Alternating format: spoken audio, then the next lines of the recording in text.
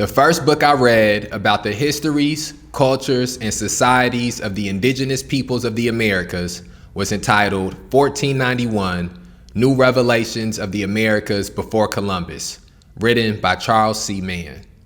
1491 gives insight into the Americas pre-European contact and served as a great introductory to indigenous history.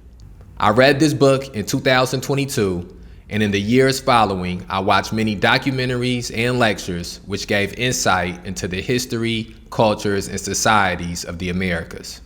This year, I made my return to reading pieces of literature about the indigenous nations of the Americas, beginning with The Trail of Tears about the Cherokee Nation, followed by The Heart of Everything That Is about the Sioux Nation, and recently I finished reading The Empire of the Summer Moon about the Comanche Nation. The majority of this book takes place during the mid to late 1800s and documents the final generations of Comanche to roam free in the Great Plains.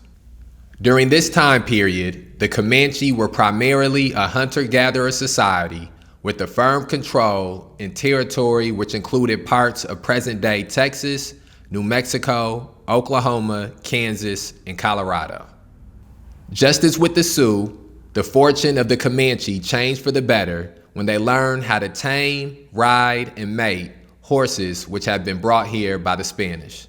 Just as the Sioux, the Comanche learned how to fight their battles while mounted, which gave them an unprecedented upper hand against their adversaries. Some of the neighboring nations which the Comanches had conflicts with were the Apaches, the Utes, the Tonkawas, the Pawnees, Osages, and the Navajo. The Comanche would often attack their enemies on autumn nights under the light of a full moon, referred to colloquially as a Comanche moon. The Comanche Nation was broken up into multiple bands. The most notable bands included the Penitekas, the Noconi, the Cotsitekas, the Yamparikas, and the Quahadis.